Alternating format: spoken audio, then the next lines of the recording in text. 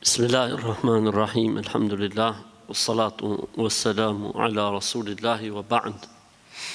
Me emrin e Allahut, të gjithë mëshirshmit, mëshiruesit, falenderojmë Allahun, mirësitë, bekimet e tij qofshin profetin sallallahu alaihi wasallam, si dhe mbi të gjithë ata besimtarë dhe ato besimtare që ndjekin dhe pasojnë rrugën e tij deri në ditën e Kiametit. I lutem Zotit xhella xhelalu të na dhurojë dije të dobishme, na mundsoj veprat mira, e sa të jemi gjallë, na furnizoj me furnizim pastër dhe halal. Allahut I lutem që dija që ne marrim dhe japim të jetë argument dhe dëshmi për ne ditën e Kiametit. Me shpresën e Zotit po filloj me pyetjet të cilat janë për momentin të depozituara. Por nëse ka ndonjë pyetje nga vëllezërit ose motrat që janë prezent, mund të bëjnë ose mund të bëni ndërhyrje. Kemi një djalë që në lagje që rri shumë me ne, ai shkon në xhami, falet në banda Ramazan, por kur bëhet me nerva ai mallkon. Si për shembull të mallkoft Allahu, të vdekt familja, e kështu me radhë pa pushim. Dhe nuk pushon. Larg këtyre njerëzve, larg këtyre meshkujve që sillen kanë natyrë femërore. Vetëm një femër kur e çel thesin e mallkimeve s'pushon.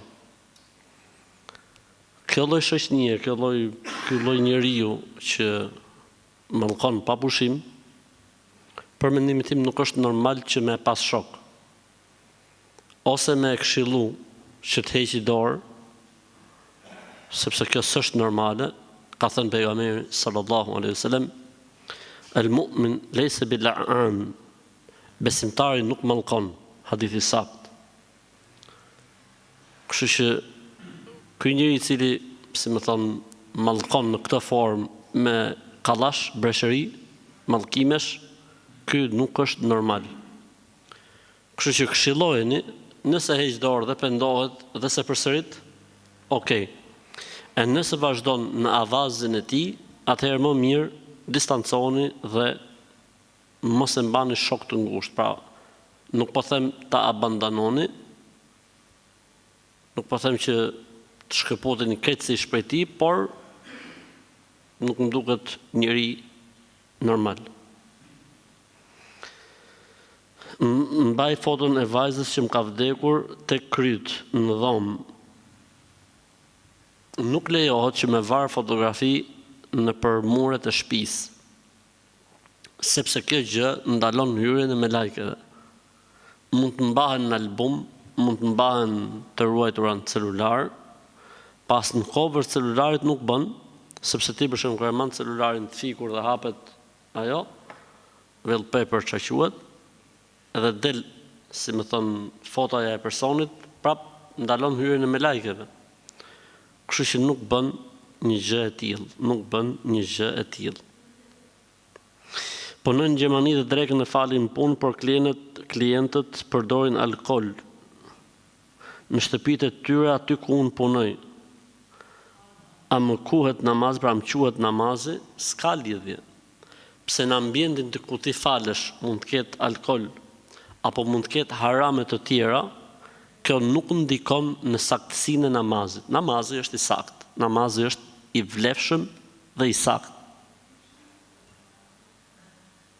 Kur është Kurban Bajrami për këtë vit? Pra jemi në vitin 2025, sepse kjo video mund të shihet mas 10 vjeç. Jemi në vitin 2025 dhe pyetja është për Kurban Bajramin në vitin 2025. Për këtë vit është 6 qershor 2025.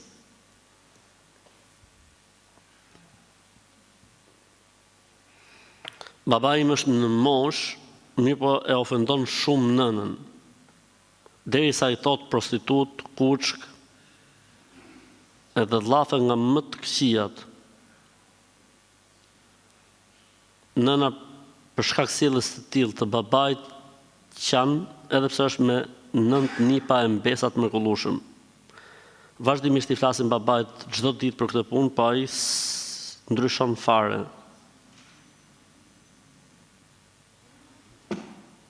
Zoti më janë normal si njerëz, subhanallah.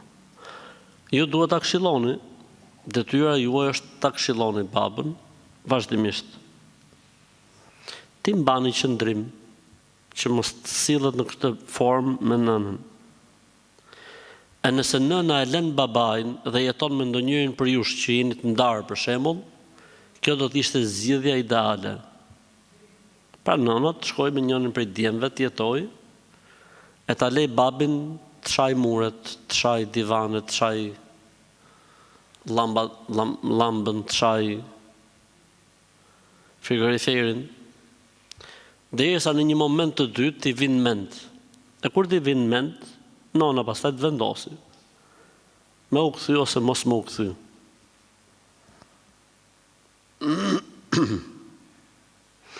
Kam bërë një gabim dhe ndihemi të trishtuar dhe i raskapitur, edhe pse kam bërë këtë ndjej veten shumë keq, jam penduar. A ka ndonjë shenjë që tregon se Allahu më ka fal këtë gjuna për cilin unë jam shumë i mërzitur? Kjo mërzitja jote dhe kujtimi i përhershëm dhe i vazhdueshëm i këtij gjunahu është argument pozitiv. Inshallah është argument se Zoti ta ka pranuar pendimin. Kan thonë, kujtimi i mëkatit dhe i gabimit dhe si më thënë kur të hanë vazhdimisht ndërgjegja nga mrena për gabimin që ke bërë, kjo është gjë e mirë dhe një shenjë pozitive, inshallah taala, që tregon se inshallah taala pendimi është pranuar. Kështu që kjo lloj ndjesie është pozitive, nuk është as pak për të bërë merak. A është korrekt dhe i pranuar farzi nëse imami këndon në rekatin e parë surën Nas dhe në rekatin e dytë surën El Felek? Namazi është i saktë, s'ka dyshim, edhe i vlefshëm. Por cila është më e mira? Më e mira thohet që të renditen surët në namaz. Pra, Kul ya el kafirun, kul huwallahu ahad. Kul a'udhu birabbil falaq, kul a'udhu birabbin nas. Ajete nga El Bekareja, pastaj ajete nga Ali Imrani. Ajete nga faqet e para të El Bekares, pastaj nga faqet e mesit. Ajete nga faqet e mesit, pastaj nga faqet e fundit, e kështu me radhë. Kjo është më e mira. Po nëse njeriu prish renditjen, s'ka si problem fetarisht. Pasi vetë pejgamberi sa sem një herë ka ndodhur në jetën e tij që ta ketë prish renditjen. Pra ka lexuar El Bekaren, ka lexuar Ali Imranin, ka lexuar En-Nisa, ka lexuar El Maiden, ka lexuar En-Nisa. Pra ka lexuar El Bekare, Ali Imran, El Maide, En-Nisa. Pra nuk e ka lexuar me rend. Gjë që tregon se s'ka gjë. Por pastaj në përgjithësi pejgamberi sa sem gjithmonë i ka lexuar me rend. Për këtë arsye preferohet dhe është më e mira. Po s'ka lidhje me saktësinë e namazit, vlefshmërinë e namazit. Ka në traditën, le të themi fetare të disa vendeve e bëjnë shumë të rëndë këtë pjesën. Madje ka njerëz mosha vjetër që mendojnë se del pa namaz, prishet namazi. Tregojnë si ngjarje, lexon njëri në rekatin e parë Fatihan dhe surën e Nas. Kur çohet në rekat dytë dhe lexon El Fatihan, gjon një zonë nga mrapa, e gjish çfarë do të lexosh? Po tani çfarë do të lexosh, se lexove Nasin e mylle në rekat parë, i gjish çfarë do të lexosh? S'ka sure tjetër mas Nasit. Kështu që nuk ka lidhje fare. Ka problem.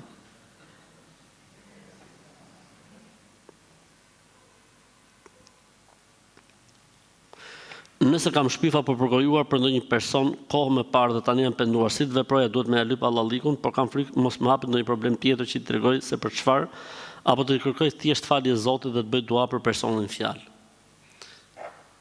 Pendimin nga haku i njerëzve është ky. Pra ti mund të pendohesh për gjunovin që ke bërë, për mëkatin, por nëse ka të bëjë me njeriu, duhet patjetër me kërkuar Allahlikun njeriu, siç është rasti i përgojimit, shpifjes, i pasurisë tjetrit, i nderit tjetrit etj. Duhet patjetër me marrë Allahlikun personit në fjalë. Po nëse marrja e Allahlikut mund shkaktojë një problem më të madh, atëherë thuhet pra për interpretimet, thuhet i merret Allahlikun përgjithësi.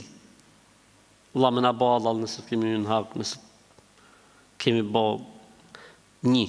E dyta, në vendet ku e ke përgojuar, ose me njerëzit ku ke përgojuar, duhet thush të kundërtën.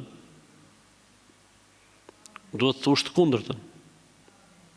Se njerëzit kanë marrë një përshtypje dhe krijuar një, se më thënë, ide për gjën, për faktin, për ngjarjen, për rastin. Dhe duhet patjetër atë që ke bërë ta xhbësh.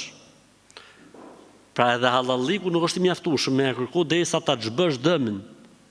Nëse është mundësia, nëse nuk është mundësia, atëherë hajër inshallah kërkoj hallallikun në përgjithësi dhe lutju Zotit për këtë njeri derisa të mendosh se ke shlyr detyrimin ndaj tij.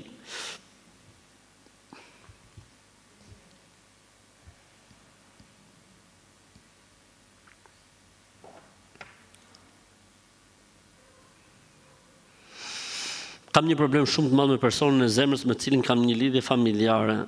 Kohët e fundit është distancuar dhe zihet për fjalë kota dhe do që të ndahemi. A mund të më këndosh ndonjë rukje me emrin tim dhe të tij?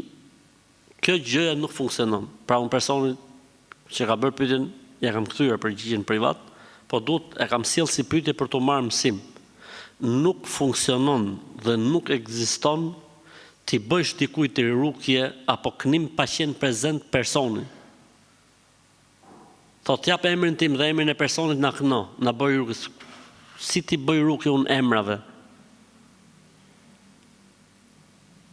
Maksimumi që mund të bëjmë në rastet tjetër është me bë dua Allahun. Okej, po bëjmë dua, por rukje nuk funksionon. Se kur bëhet një rukje duhet të jetë patjetër personi prezent ose personat prezent. E solla këtë pyetje edhe për faktin se nëse dikush ju mashtron, kur ti qanë, për shumë në i hoxha apo ndonjë faqe rukjesh, se janë shtu shumë, është bërë biznes goxha, fitim prurës puna e rukjes, ka njerëz që thot bjerë emrin se ta bëjnë rukjen, ose ta bëjnë rukjen nga celulare tjetër, muhabete biznesi, le të themi, mos prano. Mos ja lejo vetes që të bish viktim.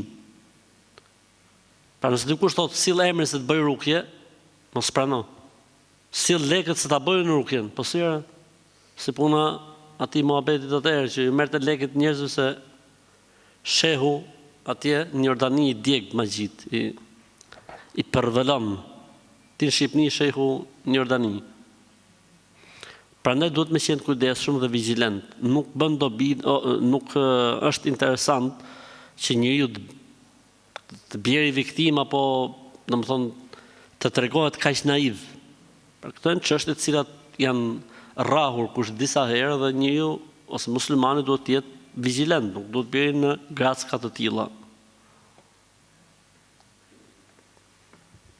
Nëse gruaja jep divorcin burrit dhe ai ja jep në kohën kur ajo është pa perioda, sa është koha e pritjes? Deri kur të vinë të mbarojnë periodat e para apo kur të mbarojnë të dytat?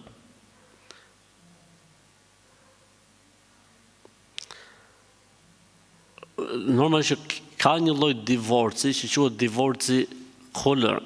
Khulr do thotë gruaja kërkon divorc dhe burri pranon ose jo. Në këtë rast, koha e pritjes është 1. Nuk është si, nuk është si ndarjet e tjera, që kemi ndarje të parë, ndarje të dytë dhe ndarje të tretë. Këtu kemi vetëm një ndarje, pra nëse burri thotë po, je ndarë, kjo i bën propozimin, thotë du të ndahem prej teje. Për shembull, e zejmë sikur pra ndodhi si ngjarje, thotë unë du të ndahem prej teje. Dhe gruaja për shembull le të themi ka arsye për këtë punë që ja bën të ligjëruar të kërkojë divorcin, se një femër e cila kërkon divorcin pa arsye se ndjen erën e xhenetit. Nëse e kërkon pa arsye, nëse ka arsye dhe burri i thotë po, e kryen idetin të plot. Sa është ideti? 3 pastrime dhe mbas kësaj quhen të ndarë. A ka më ndarje të dytë në këto raste dhe të tretë siç ndodh kur ndarja ndodh nga ana e burrit? Jo.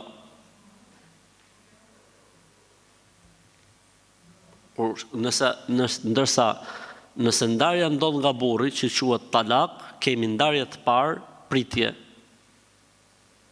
nëse bashkohen para se të mbarojë koha e pritjes, ka të drejtë dhe një ndarje të dytë. Nëse bashkohen prapë para se të mbarojë koha e pritjes, ka edhe një ndarje të fundit që quhet ndarja e tretë. Është e qartë?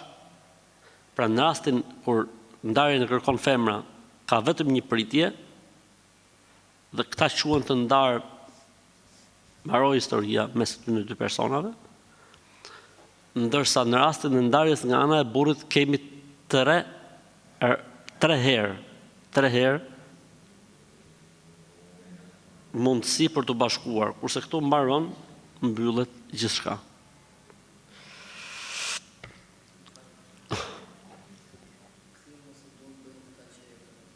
Me nikah të ri. Njësoj si rasti i ndarjes së burrit nëse mbaron koha. Pra nëse për shembull ndodhi ndarja e parë mes burrit dhe gruas dhe mbaroi koha, si bashkohen? Me nikah të ri. Dhe fillon treshi nga fillimi mas nikahut të ri. Edhe këtu, nëse ndarja kërkohet nga gruaja dhe ndodh ndarja, si bëhet rikthimi nëse këta të dy duan të rikthehen me nikah të ri. Jo, s'ka nevojë, jo. Ke ndarja e parë e burrit, nëse kalon koha pa u kthy, pra ky e ndau gruan dhe iku koha, s'u kthyn, duan të kthehen, bëjnë nikah të ri dhe fillon nishi, dyshi, treshi me nikahun e ri. Edhe këtu, nëse ndarja ndodh nga ana e gruas, mbaroi, duan të kthehen prap, u pendun, atëherë rikthehen me nikah të ri dhe fillon nishi, dyshi, treshi nga ana e burrit ose nishi prap nga ana e gruas nëse kërkohet nga gruaja. Si mund ta kuptojmë nëse kemi dëbome ose diçka tjetër, se çdo gjë nuk na shkon. Papunësi, konflikte, nëse gjejmë një punë nuk na ecën në kështu me radhë. Në raste të tilla duhet bërë një analizë, pa hile kur i thon. Mos është problemi diku tjetër, e gjithmonë duhet mendojmë se ka magji apo mësysh. E nëse nuk gjejmë arsye që justifikon konfliktin, debatin, mos ecjen e punëve, mos shkueshmërinë, dështimet, falimentimet, e ku dëgjon etj, atëherë bëhet një rukje. Nuk ka metodë tjetër për ta zbuluar gjën, vetëm se seanca e analizës quhet. Pra bëhet një knim dhe hoxha shef ku reagon personi. A reagon tek ajetet e magjisë, gjykon se ka magji. A reagon tek ajetet e mësyshit, gjykon se ka mësysh. A reagon tek ajetet e smirës dhe të përfolmes, gjykon se ka smirë dhe të përfolme, në bazë të secilës hoxha jep rekomandimin, jep ilaçet, jep kurën e kështu me radhë. Pra duhet patjetër bërë një kurë ose një të bëj ato 13 pikat që kam thënë unë, nëse dikush dyshon, mund të bëj ato vetë, mund t'ja bëj vetes vetë gjërat.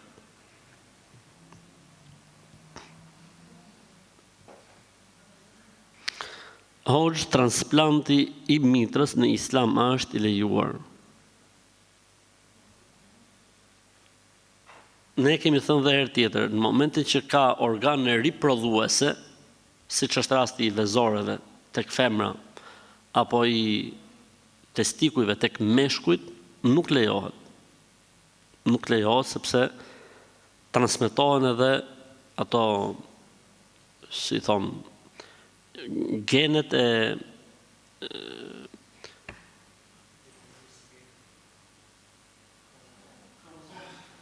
kromozomet e trupit, si më thënë. Pra, domethënë shkurt e hesapi bëhet përzierje në gjenealogji. Pra humbet filli, bëhet përzierje. E për këtë arsye nuk lejohet. Pra shkurt, domethënë për mos me lodh pyetsin ose pyetsen, nuk lejohet në islam.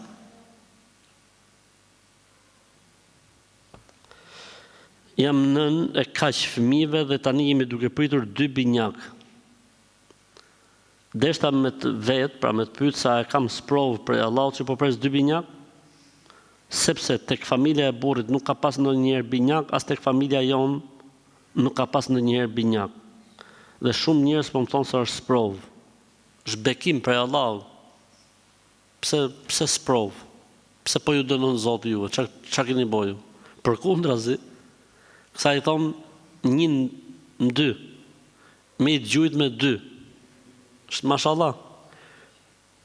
Me 4, 5, 7 zanin ti bosh me 12 fëmijë, e 3 i ke 15. Mashallah. Ku ka më mirë?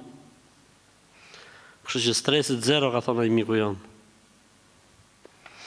Kam përfunduar shtëpinë e re dhe dua të hyj brenda për Kurban Bajram, të hyj për dark Bajrami apo për drek Bajrami. Të lutem me këtë përgjigje. Po si ja tani po ta këtë përgjigjen. Kur të doj zemra dhe shpirti jot futu.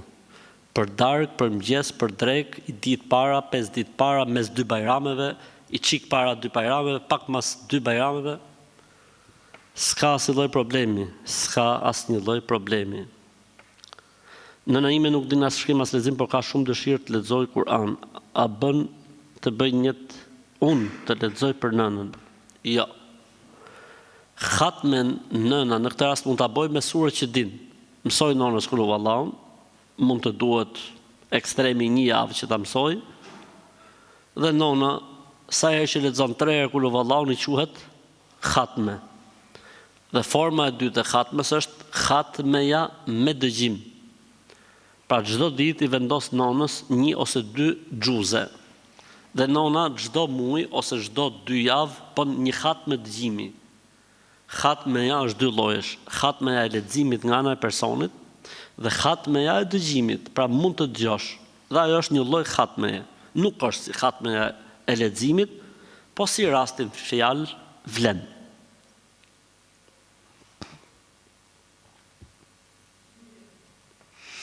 Hoxh, a e din fallxorët se X person do t'jetë fati jon apo jo? Jo, nuk e din, vetëm se mashtrojnë.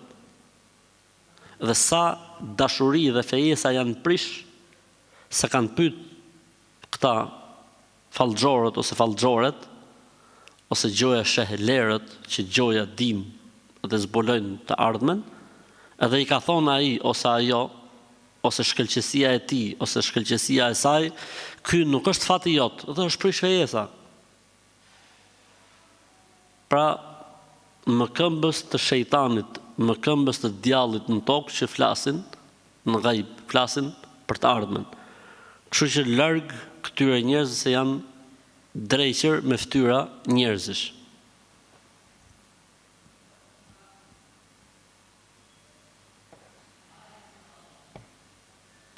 A leo t'i themi njerëzve a je lodh, se më kanë thënë, mos i pyet, vetëm sa ata që hapin varret. Pra varrmihesat, sipas gojdhënës dhe legjendës urbane, që s'ka si argument për të, lejohet mi thonë a je lodh. Ndërsa njerëzit të tjerë nuk lejohet. Kjo s'ka lidhje fare, kjo është çmenduri e çuditshme. S'kishim dëgjuar herë për këtë. Se më kanë thënë, vetëm sa ata që hapin varret mund t'i thush a je lodh. Larg atyne. Mora abdes për të falë namazin e ikindis, apo fillova me bën niyetin para faljes, me vete thash po e bëj niyet me falë namazin e drekës dhe vazhdova kështu derisa u fala. Përsërit e ikindin, përderisa ke bën niyet me falë drekën, përsërit ikindin. Ky thot, hyni ikindia, dosha me fal ikindin. Mora abdes me fal ikindin, para se me u lidh, ka bo bidatin e njetit dhe ka thonë, kom bon njet me fal drekën. Allahu ta letësoft. Kështu që përsërit e ikindin. Përsërit ikindin edhe herë tjetër mos bo mon njet me gojë, se ja si bjerë mrena. I që Allahu e këbërë të fal ikindin. Kujt po i dërgo? Po i dërgo Zotit se çfarë do bë. Ditën e premte, thot, a lejohet më u fal xhumaja më herët, për shembull dreka hyn 13:20, ndërsa këtu tek ne falin xhuman në 12:50. Më thatën, pa më kanë thonë, që lejohet me fal më herët, po mirë kanë thonë. Ato duhet jenë maliki, ose me dhebet e tjera, se ka me dheb që se lejon, po me sakta është që lejohet. Argumenti, thot një hadith, kemi dalë, thot, mas xhumaje, në kohën e pejgamberit sallallahu alaihi wasallam, dhe muret nuk kishin hije. Fjala muret nuk kishin hije, do thot sa kishte hyrë dreka.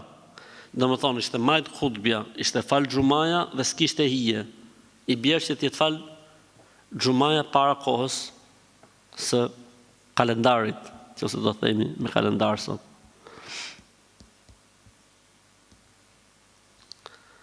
A lejohet puna si masazher për meshkujt, pra që ndihmon njerëzit nga dëmtimet muskulore, jo masazhe luksi, a lejohet që masazhi ka probleme në pjesën e auretit për shembull? Pra ky është doktor ose punon si fizioterapist dhe personi që do bëjë masazh ka probleme në pjesën e auretit për shembull le të themi. Për arsye mjekësore lejohet.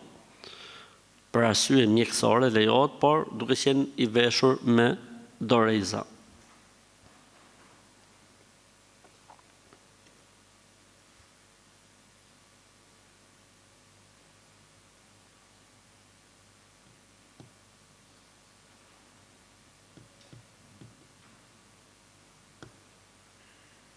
Ja dhe një nga këto, inshallah po e kap mirë kamera.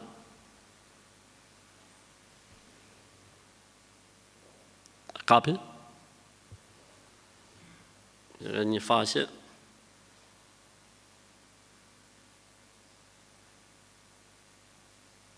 Për emrin e faqes e kapi.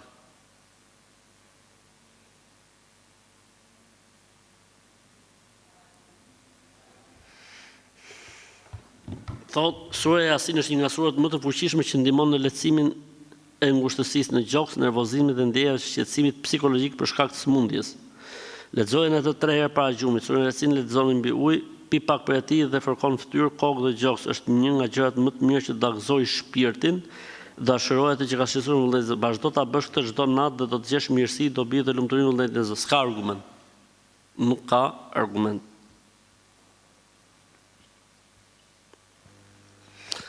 A e prish kolla namazin, po në qoftë se për një moment e vejmë dorën para gojës, a prishet? Nuk prishet. Stresi zero. Kollitu sa të dush. Vetëm kujdes se mos prish abdesin të u kollit.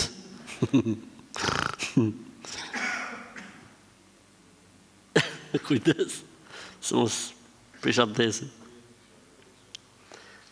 Kurani shqipe lexoj që 15 vite çdo herë për Ramazan, por asnjëherë si kam bërë duat e hatmes. Më kanë thonë se nuk quhet. Mos e vrit me një rregull.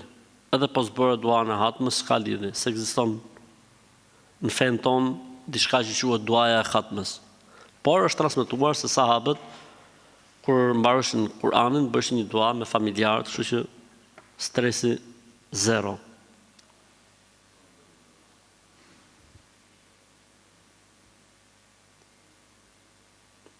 Në kohët më përparme, kur ditën e xhuma i bite dhe dita e Kurban Bajramit, atëherë i mbyllshin sytë e kurbanëve dhe ja lajshin sytë e fëmijëve kur merreshin mësysh.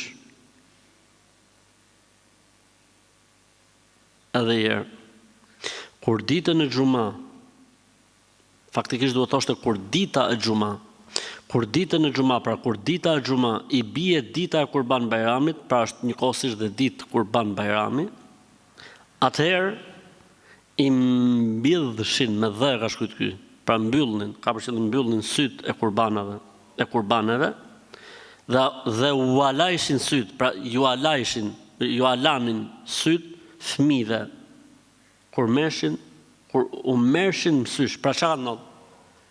Pas leximit të dytë e kuptuam çka kanë ndodhur. Nëse Kurban Bajrami bitet për ditë xhumaje, kurbanëve ja lidhshin syt me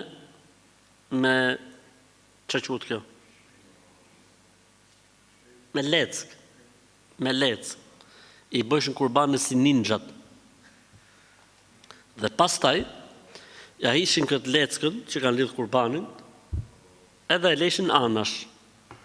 E kanë marrë fëmin mësysh, e meshin këtë leckën, e futshin ujë dhe me ujin e leckës të syve të kurbanit që i ka ra ditë kurbanit për ditë xhumaje, lajshin fëmijët dhe ikte mësyshi. Themi këtë mund ta kenë bërë, dhe ka shumë gjëra të tjera budalliqe që bëjnë njerëzit, por s'ka argument, kështu që larg këtyre muhabeteve. Kishit gjuna herë këtë ju?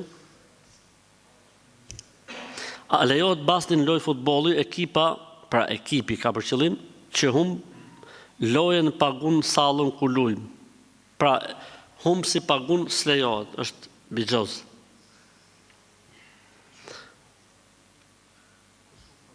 Ku shumë pagun, bixhoz, s'lejohet. Do bëjmë kur për Bajram, pra kurban ka pas për qëllim, por ka shkurtu fjalën, inshallah, dhe njohura jon indiane po na thot, ti çojmë lekët në Indi sa atje më lirë, dhe me ato pare që në Shqipëri bëjmë vetëm për një kurban, atje bëjmë për gjithë familjen. A lejohet kjo, apo të dërgojmë parat në Shqipëri e në Kosovë? E para është rëndësishme të bëhet kurbani, nuk ka problem se ku e bën, Shqipëri, në Kosovë, në Maqedoni të Veriut, në Maltëzi, apo në Gjermani, apo në Amerikë, apo në Australi, apo në Francë. E para. E dyta thot, me ato lekë që në Shqipëri e në Kosovë bëhet një kurban për person, me ato lekë atje bëhen kurban për gjithë anëtarët e familjes. Këtu ka era mashtrim, ose mishdhije, thot populli, vjen era mishdhije. Pse? E para gjë, kurbani obligohet për familje dhe jo për persona. Njështi, njën men. E dyta, nëse një person është 13 veta në familje, është e pa mundur që çmimi një kurbani në Shqipni, si që kemi nxjerrë ne për shembull 145 euro, të bëjsh ti 13 kurbane në Indi, vetëm po bërë kurban pula, me therë 13 pula, ndoshta po. Kështu që çojini lekët atje ku është e sigurt që bëhet kurban dhe kurbani shpërndahet. Jo në vendet pasigurta. Jo në vendet pasigurta. Unë nuk flas dot, po mënyra se si kjo ka fol, mu më lën shije jo të mirë. Kam bler një shtëpi dhe kam me i marrë çelësat me 9 qershor dhe njerëzit më thonë mos më hyj se i bjerë mes 2 bajrameve. E para s'ka lidhje fare, e dyta 9 qershori nuk është mes 2 bajrameve, ka kalu bajrami.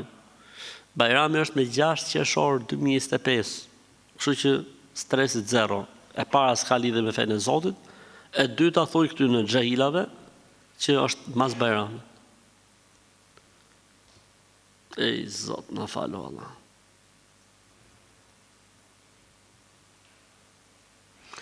Në ka vdekur gjyshja dhe brenda 6 muajsh më vdiqet e gjyshi dhe xhaxhai vendosi një kokë gjeli në arkivol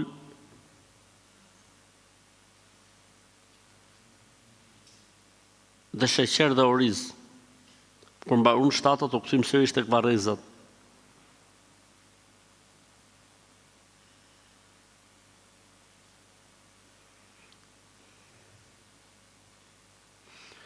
Dhe kemi frikë mos ka një vdekje tjetër në fis sepse i kishte sytë e hapur e ndjera.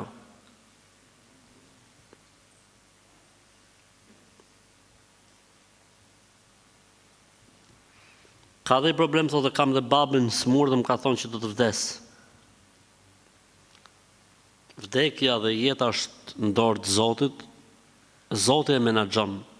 S'ka lidhje kjo as me orizin, as me sheqerin, as me kokën e pulës, as me kokën e delës, as me kokën e viçit, lopës, deves. S'ka lidhje kjo punë. Këta janë besytni, besime supersticioze që i kemi të trashëguara nga xhahilijeti.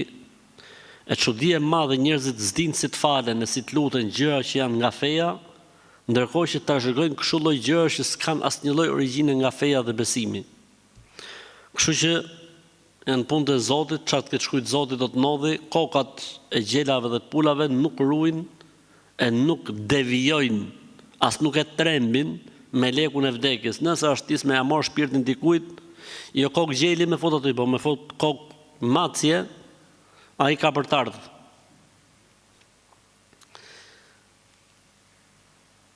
jam e re në besimin islam dhe mora vesh që jam falur gabim. Nuk jam drejtuar nga lindja, por jam falur në i drejtim tjetër. U shqetësova kur ma thanë sepse u bë kohë që fal 5 vaktet. A më quhen këto falje apo jo? Elhamdulillah që Zoti më ka udhëzuar në islam. Kjo është fitoria më e madhe. E dyta, ti thu që jam fal gabim se jam fal nga lindja. Je në rregull. Falja nga lindja është okay. Tani e tutje drejtohu nga juglindja. Po falja jote nga lindja është e pranueshme. Nuk ka asnjë lloj problemi. Plus që ti se ke ditë. Kështu që ma ço stresin 0 gradë Celsius edhe vazhdo jetën normalisht. Je në rregull. A bën për zekat t'ja paguaj një të afërmin ndërhyrjen kirurgjikale e cila kalon 2.5% e zekatit tim?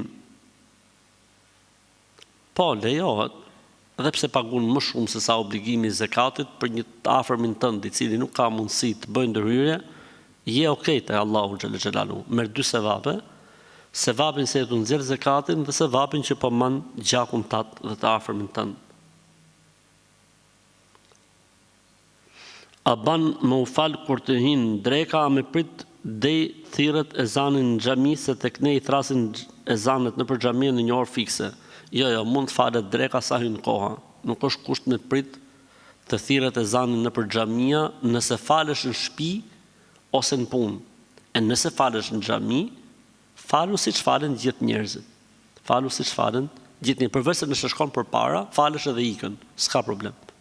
Amo nëse thirrët ezani, duhet me prit aty derisa të falen njerëzit.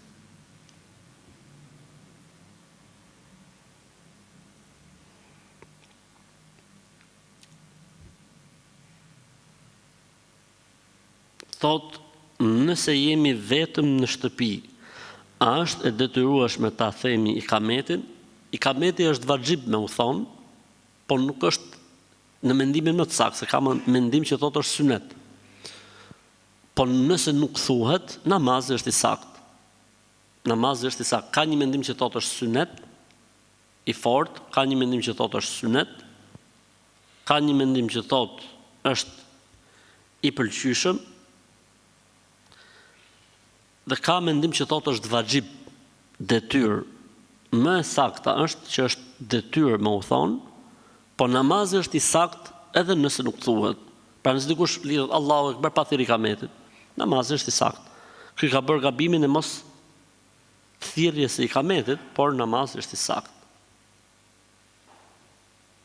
Si duhet veprojmë hoxh, sepse jam sëmur nga mushkërit dhe s'duhet të kem kontakt me ujin, merr tejemum për abdeset, për guslet, merr tejemum. Megjithatë unë do të sugjeroja që të konsultohesh mirë me një mjek specialist. Probleme mushkërit kemi pas gjithë ne, po kemi marr abdes e kemi marr gusl. Pra nuk e di kjo fjala jam i smur me mushkërit, çfarë kufiri ka dhe çfarë efekti ka në abdeset dhe në gusl. Pra sigurohu.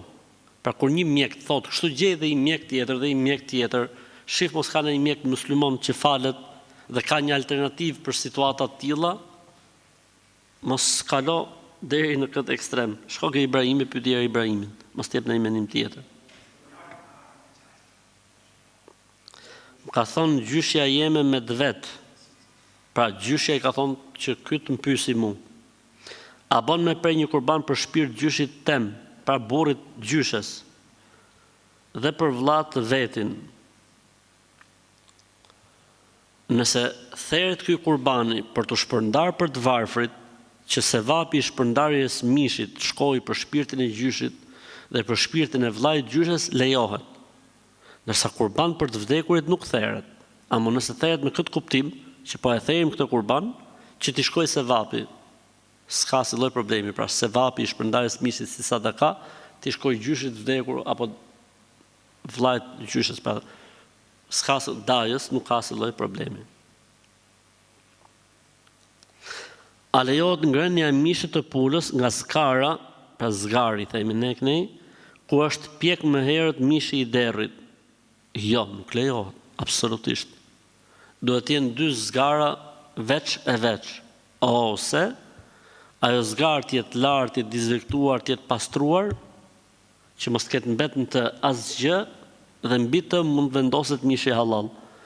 Ndërsa vendosja e mishit halal mbi një zgarë, jo vetëm ku ka pas mish derri, po edhe mish haram me pas aty, duhet patjetër të ndalohet kjo gjë dhe bëhet haram. Pra atë mishi halal kthehet në haram vetëm për faktin se po skuqet apo po piqet në një zgarë ku ka pas mish derri apo mish haram.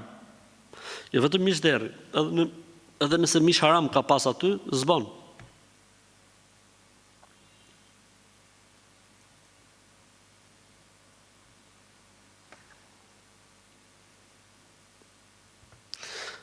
Po nëse, me sa duket është njëti person, po nëse ne përgatisin neve mishin e pulës dhe pastaj bëjnë të vetin mish derri.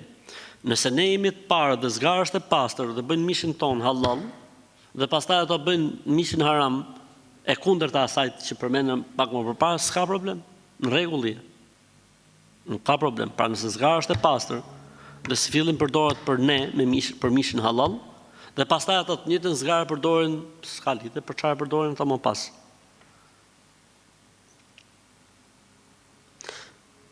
Pyes, si është në Islam kur thuhet për 7 zanin njerëzve të tjerë, shoqeve ose gocave në punë, në muajin e 3 që ndihet bebja, apo s'ka lidhje me Islamin kjo? S'ka lidhje, ka lidhje. Përbën dhe një kompleksitet.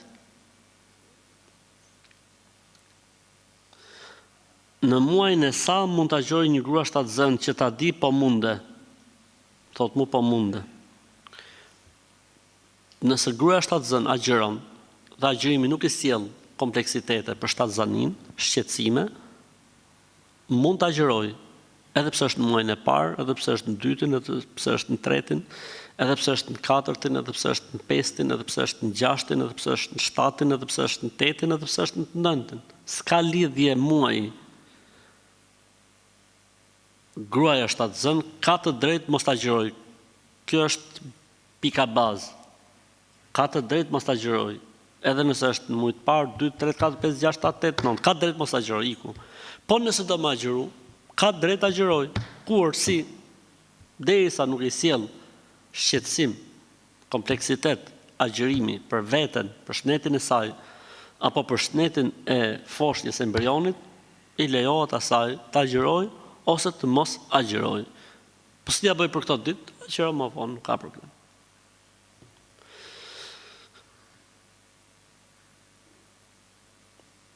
Nëse jemi xhunub, a është e detyrueshme larja e plot e trupit duke përfshirë edhe flokët?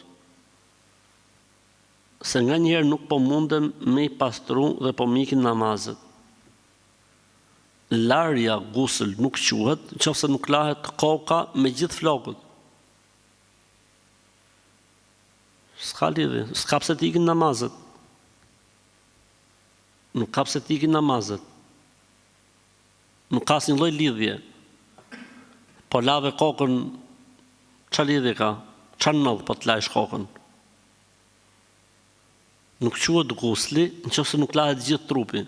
Dhe kur themi gjithë trupi, fillon me majën e kokës, dhe çfarë ka nën majën e kokës, flokët, vetllat, qepikët, e kështu me radhë deri tek thojt e këmbës. S'ka quhet larje për nuk u lan flokët. Jo, po femra për shembull mund të ketë flokët e gjata, Zoti ja lehtësoft. Allahu ja lehtësoft.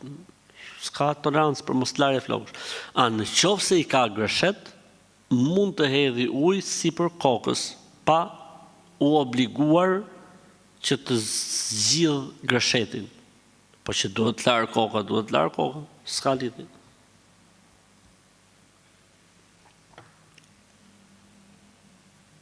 Dua të bëj një pyetje, pse ezani këndon vetëm burrat dhe jo qinia femërore? Sepse kam pyetur disa besimtarë musliman dhe s'më japin përgjigje. Po normalisht, për shembull, a do doje ti që vajza jote ose gruaja jote të vite këtu tani mes burrave të thirrte ezanin? Ose motra jote, ose nëna jote të vite këtu për shembull të thirrte ezanin mes burrave? S'ndodh, s'funksionon.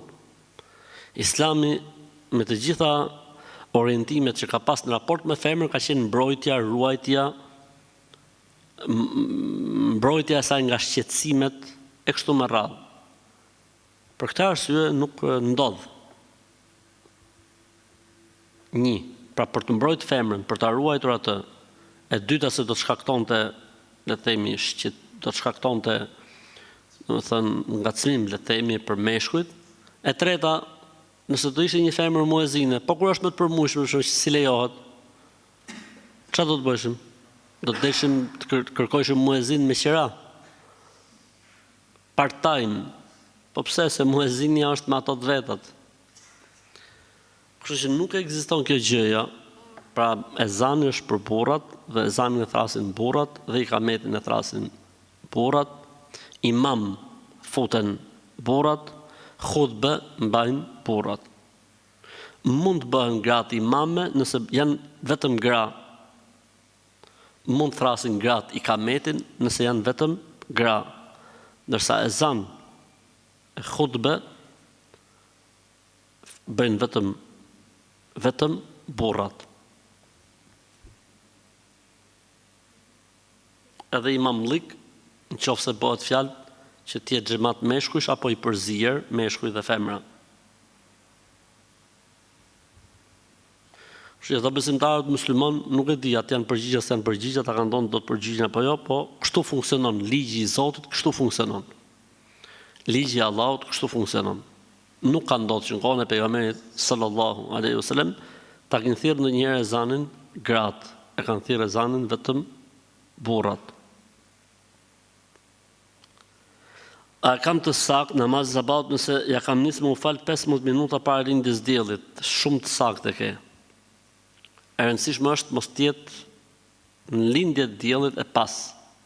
Por nëse është para lindjes diellit, qoftë edhe 2 minuta je okay. Kur mjekët na thonë që kjo sëmundje nuk ka shërim, ndërkohë që ka një fjalë profetike që thotë çdo sëmundje e ka kurën dhe ilaçin. Si shpjegohet kjo përplasje mes shkencës dhe hadithit? O Zot, na jep sabër, i thonë kësaj. O Allah, na jep sabër. Mjekët thonë që kjo sëmundje nuk ka shërim.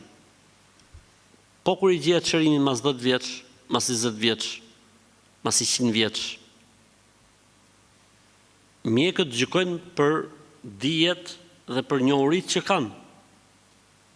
Po mjekët nuk gjykojnë dot për të ardhmen deri në ditë Kiametit. Ashtu thuaj për HIV-in, ashtu thuaj për diabetin, ashtu thuaj për kancerin, ndërkohë që kanë filluar ka përcy këto gjëra. Thotë u gjet vaksina kundër kancerit, u gjet kurimi ndaj kësaj, ndaj asaj gjë që mjekët më përpara kanë pasur që është e pashërueshme. Për këtë arsye tha pejgamberi sallallahu alajhi wasallam, nuk ka sjell Zoti në këtë botë sëmundje që mos ketë për të ilaç. Po kërkojeni, tha. Pra njerëzit duhet bëjnë përpjekje, duhet bëjnë eksperimente derisa të arrijnë tek ilaçi. Pra çfarë ndodh? Zoti ka sjell sëmundjen. Okej, e ka sjell dhe ilaçin. Okej. Dhe njeriu i ka dhënë mendjen që të gjej ilaçin ta çojë tek sëmundja. Se nëse e çon ilaçin tek sëmundja, ndodh shërimi me lejen e Zotit. S'ka dyshim, me shpresën e Allahut. Kështu që kjo është çështja. S'ka përplasje, nuk ka përplasje. Dëgjova një hoxh që tha se nëse burri dhe gruaja punojnë të dy, duhet të bëjnë kurban secili në vete. Dhe tha gjithashtu se nuk mjafton një kurban për të gjithë anëtarët e familjes. Mendimi i tij është ky, e saktë është që nëse kryefamiljari bën kurban për familjen e tij dhe gjithë familjarët kanë një ark shpenzimi, kurbani është i vlefshëm për gjithë anëtarët e familjes. Nëse kanë arka të ndryshme shpenzimesh, për shembull, vërtet janë një shtëpi me 5 kunor mrena, por çdo kunor ka shpenzimin e vet, harxhimin e vet, hyrje dhe daljet e veta, nuk e ka të përzim me të tjerët, atëherë obligohet çdo kunor me pas kurbanin e vet. E nëse janë 5 kunor me një ark, pra është, le themi, babai ose vllai i madh, ai i cili menaxhon hyrjet dhe daljet dhe shpenzimet për 5 kurorët, për shembull, e themi, atëherë obligohen vetëm për një kurban. Obligohen vetëm për një kurban se quhet një familje. Siç ka bërë pejgamberi sallallahu alajhi wasallam, një kurban për të gjithë familjet e tij, të gjithë bashkëshortet e tij. Pejgamberi sallallahu alajhi wasallam kishte një kuror ose kishte një familje me 9 kurora. Bëri vetëm një kurban për të gjitha. Nëse unë bëj kurban dhe më dhurojnë mish kurbanit të tjerët, a mund ta pranoj? Po. S'ka asnjë problemi. Ti mund ta shpërndarësh gjithë kurbanin tat dhe dikush sjellë kurban, për shembull dhuratë. S'ka asnjë problemi, sepse kurbani është i lirë në shpërndarje, ka hapësirë dhe tolerancë. Mund ta japësh si sadaka, mund ta bësh dhuratë, mund ta konsumosh gjithin, për shembull. Më e mira është që të ndahet në 3 pjesë. Një pjesë për vete, një pjesë si sadaka dhe një pjesë dhuratë. Ku është dallimi mes sadakas dhe dhuratës? Sepse sadakaja shkon vetëm tek besimtarët, dhurata mund shkojë edhe tek jo besimtarët.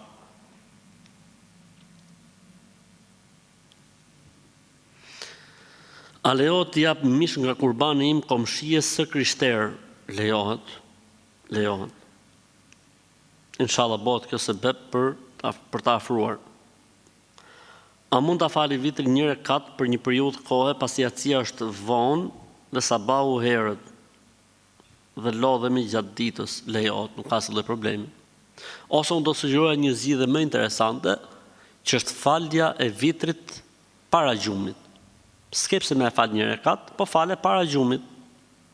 Mas jacis, fale jacin, bone dhikrin, fale sunetet, fale 3 rekat vitër, selam aleikum, aleikum selam, qohë pastaj për sabah.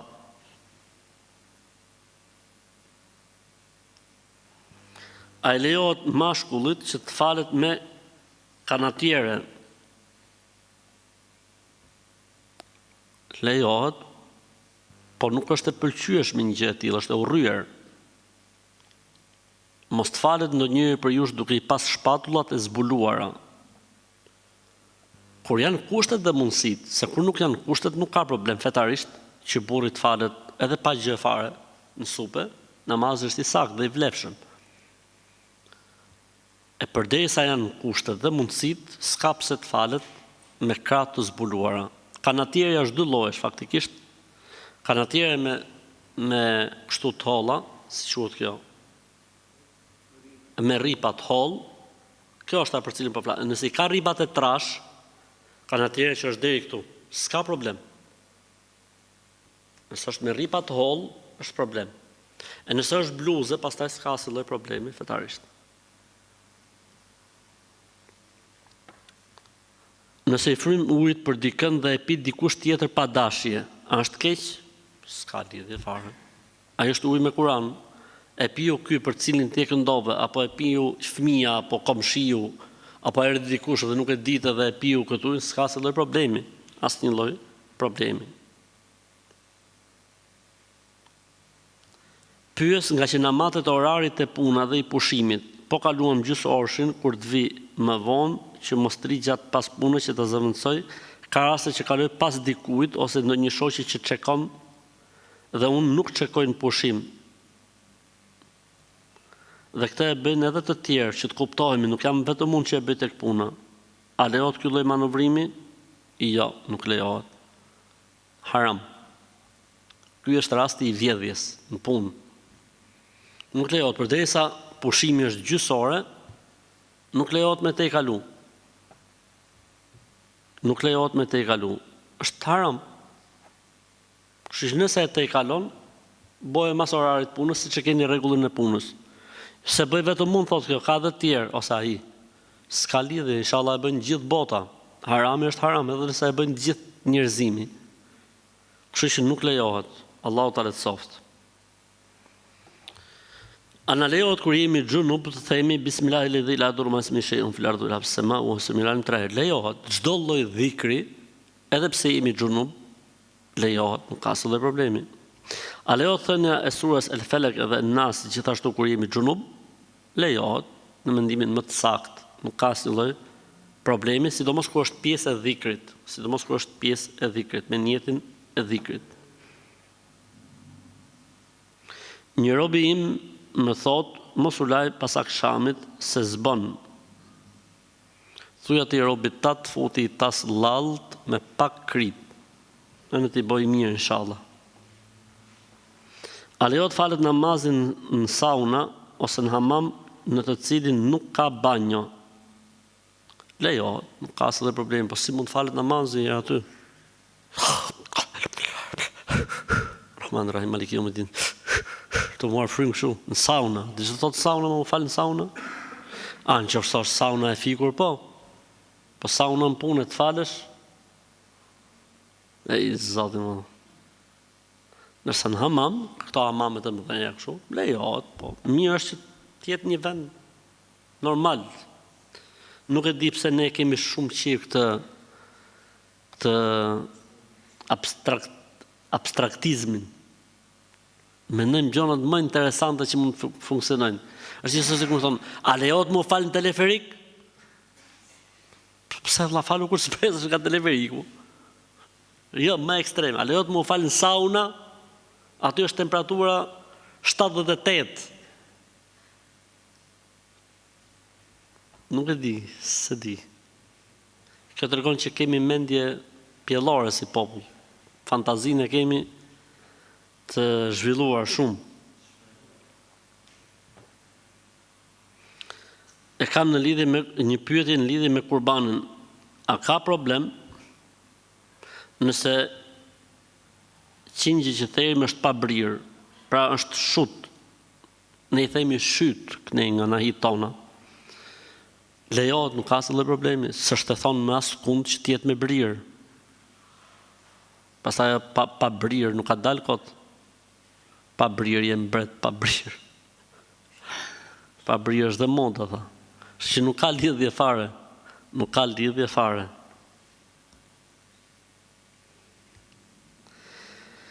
Jam në moshën kaq, e fejuar prej kaq kohësh, dhe e fejuar në fillim dhe sot, thot, nuk më intereson çfarë mendon ti. Dhe e don një vajzë që ka pas më përpara. Dhe më bën të ndjehem si kur jam opsioni i dytë për të. Asë më respekton dhe unë ndjehem shumë keq. Faktikisht janë pyetje të njanshme, ke parasysh do të më ngju nga njëherë dhe krahun tjetër.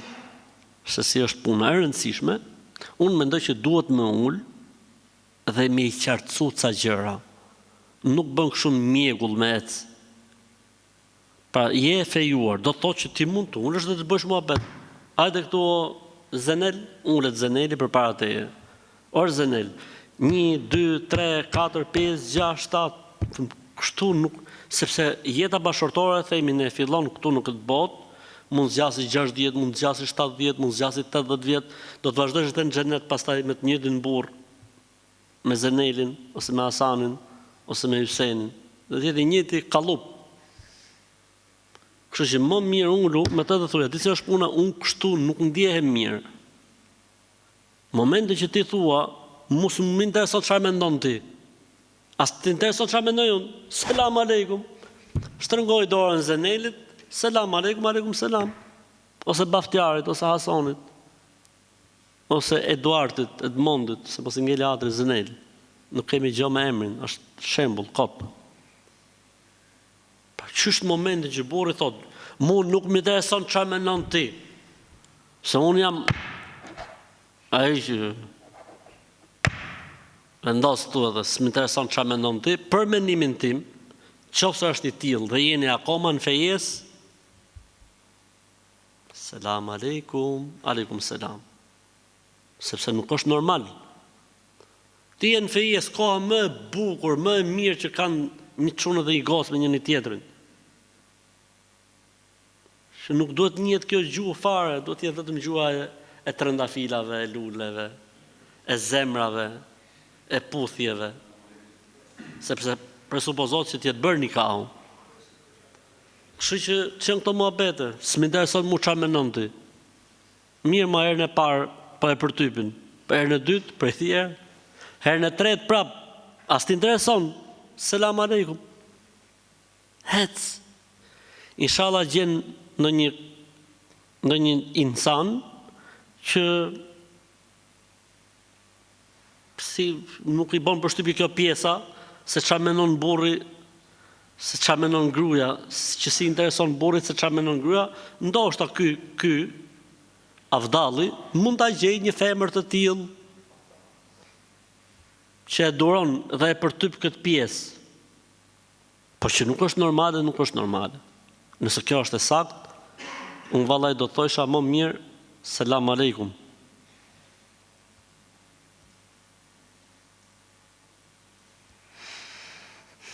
A duhet të themi sure pas El Fatihas në namazin farz në rekatin e 3 dhe të 4?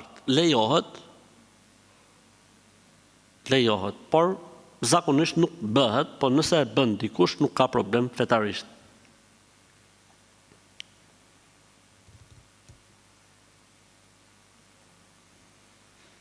E kam një pyetje për sa i përket kurbanit. Unë e di se duhet me pre kurban, edhe ne kështu e dim, siç e di ti. Kurse një hoxh këtu në diasporë më tha, s'ka nevojë me pre kurban, veç je para lek tek ne për xhami. Nëse kjo është e vërtet, ky hoxh duhet arrestu sa më shpejt. Po unë nuk mendoj që ka thonë kështu, ai ka thonë na i sill ne se ta bëjmë ne. Pra silli tek ne se kurbanin e bëjmë ne. Po me thonë hoxha na i sill neve lekët për në xhami, s'ka nevojë me bë kurban, ky duhet denoncu edhe duhet arrestu në kohën më të shpejt mundshme dhe burgos. Po nuk besoj, ndoshta është një keq kuptim dhe shpresoj të jetë keq kuptim. Kam njëri timin që ka hyrë në xhami, por s'ka arrit të shoh asgjë brenda xhamisë. Thotë çdo gjë ishte errësirë dhe si e mjegullt. Asa qeni i pushtuar aq keq, sa që kur është fut në xhami s'ka pas gjë. Kështu këtë duhet me çu për rukje ke Hoxh Muhamedi. Hoxh Muhamedi këtu që dinë hoxha ta shkuni një herë hoxha. Ose tek një hoxh tjetër që merret me rukje.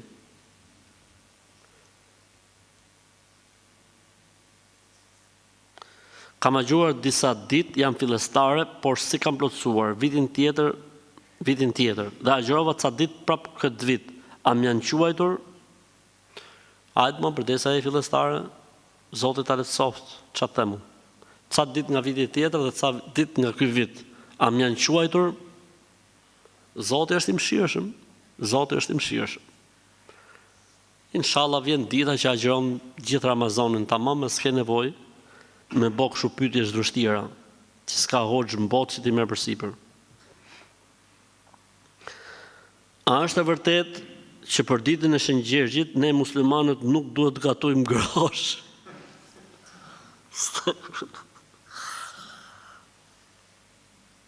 Alhamdulillah.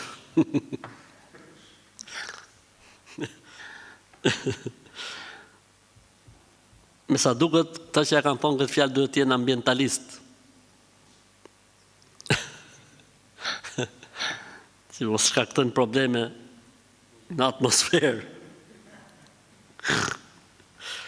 E para, ne nuk kemi, ne jemi musliman, Shën Gjergj, ne jemi musliman, nuk kemi lidhje me festa të tilla, e para gjë, e dyta gjë, nuk ka ritet caktuara që ne duhet i bëjmë në këtë ditë, e treta, mund të hani grosh.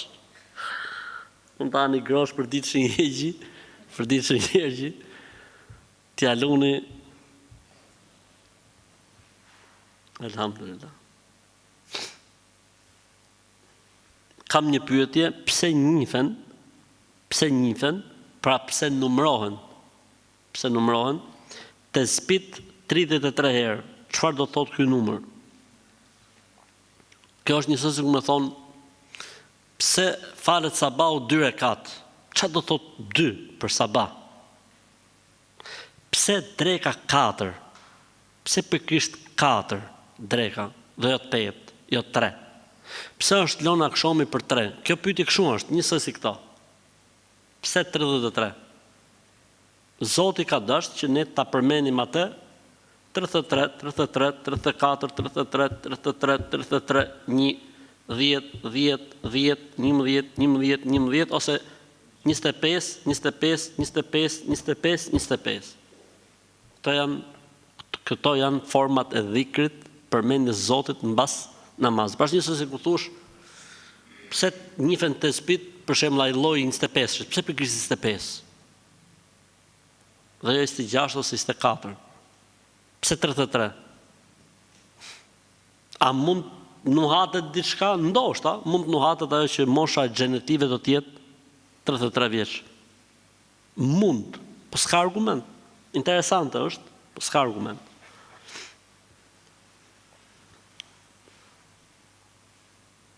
A kemi gjuna nëse unë me një tyrez në të cilën jemi me familjarët e afërt dhe aty ka alkool?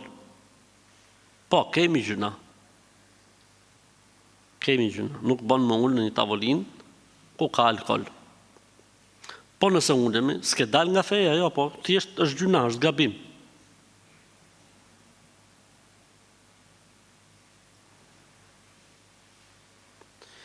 Ja kam kënduar, thot, hatmen prindërve të mi, por jo me rregullat të xhvidit. A mu ka pranu? Atë e di vetëm Zoti, tu ka pranu apo jo? Ti më thush është e saktë. Mirë është që Kurani lexohet sipas rregullave të xhvidit. Nëse lexohet pa rregullat të xhvidit, nuk e ka atë shpërblimin e plot.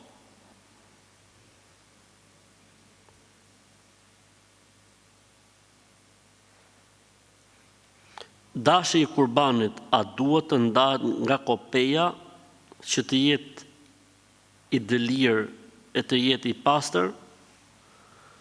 S'ka gjë, dashi i kurbanit le të jetë xhunub, nuk ka problem.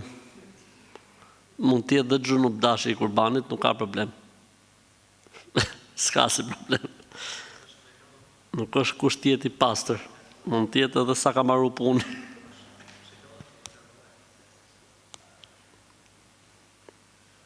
A lejo të bëjmë diskutim për çmimin e kurbanit, se këtej nga ne thonë, kur jepet çmimi i kurbanit nuk lejohet me bë pazar. Ky është një hadith i shpikur nga ata që shesin kurbane. E kanë shpik ato që s'bën me bë pazar, se ai do bë për Zotin. Si bë pazar ti për gjë që bëhet për Zotin. Ec kurbani aty 300. Po më sfal 500, po e të bo për atë lartë, vend diskutim të 500.000 lekshin. Ustalar, këto quen usta, të quen ustalar të rjepjes. A duhet që gruaja të marrë mendimin e burrit për të mbuluar me shami? Nëse burri thot gruas që të mbulohet, obligohet 2 herë. Një herë obligohet se ja thot Zoti, dhe hera e dytë obligohet se ja thot burri, pra i obligohet 2 fish. E nëse ka për qëllim, a duhet me marrë mendimi burrit me kuptimin që ose burri s'do, themi la ta'ate li makhluqin fi ma'siyatil khaliq. I dërguari Allahut sallallahu alaihi wasallam ka thënë, nuk ka bindje ndaj krijesës kur kundërshtohet krijuesit. Përderisa mbulimi i femrës është urdhër i krijuesit dhe zbulimi është kundërshtim ndaj krijuesit, nuk ka pse të merret leje prej askujt. Femra muslimane mbulohet edhe me kaq mbaron historia dhe stresi.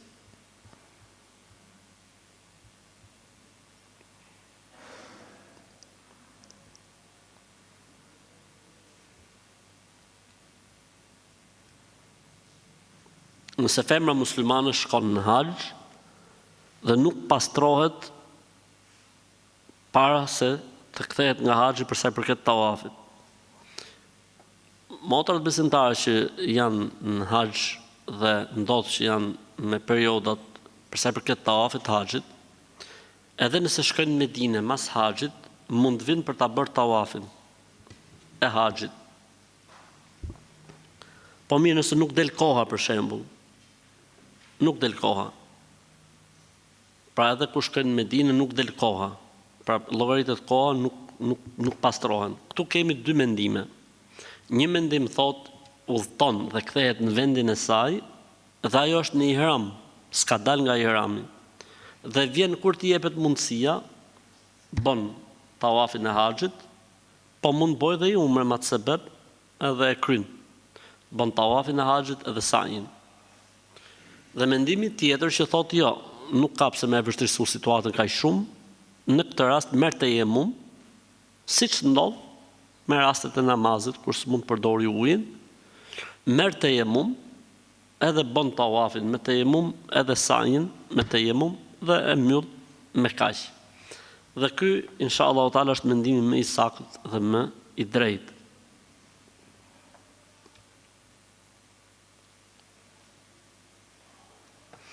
A ka ndonjë problem që kur falem nuk po i theksoj do të fjalët ashtu siç janë në gjuhën arabe? Allahu thot në Kur'an, la yukellifullahu nafsan illa wusaha. Zoti se ngarkon njeriu te mundësive. Pra, i bën njeriu ashtu siç i lexon, pastaj dal nga dal avash avash me kalimin e kohës, pon edhe perfeksionimin.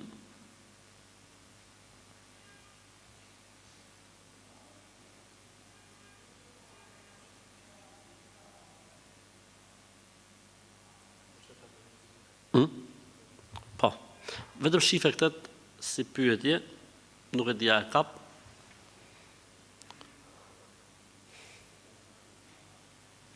Thot, një vajzë mba të dërguar foto dhe unë kishe qëllime serioze. Më thot që unë t'i kom çu fotot vetëm me qenë shok. Deri këtu ka arrit emancipimi.